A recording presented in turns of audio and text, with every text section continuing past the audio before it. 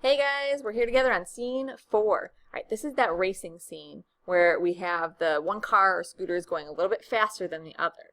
So go ahead, look at your footage, and you are going to look at scooter 1 and then answer the data here. Scooter 2, answer the analysis here, and the tree and answer the analysis here. And finally you will move on to those reflection questions down here. And then after you pause it, come back. Check out your work and see how you did with it. All right, I'll give you another pause face. Are you there? Good. I'm done making that silly face, and I'm sorry you had to look at it for so long. All right, so we'll go to scooter 1. So comparing the motion of scooter 2 to scooter 1. A lot of this is going to depend on which side of the tree you set things up and how you decided to film it. But the basic idea, think of this. You're sitting at a stoplight, and all of a sudden the cars start to pull forward next to you, and you feel like you're moving backwards. So that's the same idea here. And I know I've done that a couple times where I've panicked and freaked out and like slammed on the brakes because I thought I was rolling backward, and it wasn't me, it was just the other cars. So that's what's happening here. We have the scooter 1's going a little bit faster, and so the other one's going to appear as if it's going backwards. Now, whether that's backwards is going to be to your left or your right is going to depend on how you set everything up. So for this, you would just draw some sort of an arrow based on your situation and your data, and write backwards.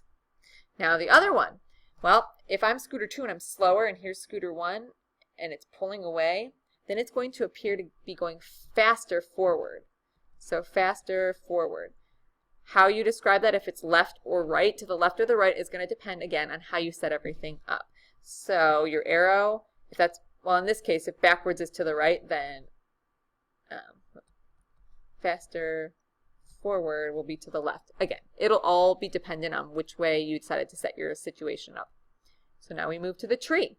The tree's watching both of them go, so both are moving in the same direction, but one would be slower than the other. So we could represent that with one arrow being shorter than the other, and that's called a vector. We'll talk more about that.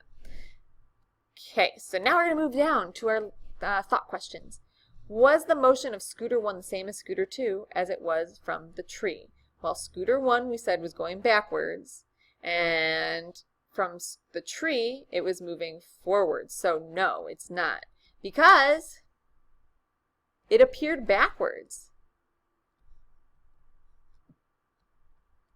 It appeared backwards to scooter 1, but not the tree.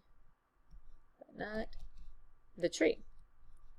Okay, so the second question is, was the motion of scooter 2 the same from scooter 1 as it was from the tree? Well, in this case, they both were going to the left, so yes, but it appeared faster for this car than it did to the tree. So it's kind of yes and no. For our purposes, we can just say yes, both going the same direction, and faster than 2. So kind of similar. You could get really nitpicky about it, and if we actually were measuring the speed, it would be a little bit different based on the perception. But in general, yeah, these are going to be kind of similar. But you can start to see some trends, which is going to get us to our conclusion section next, which is our next video. See you there.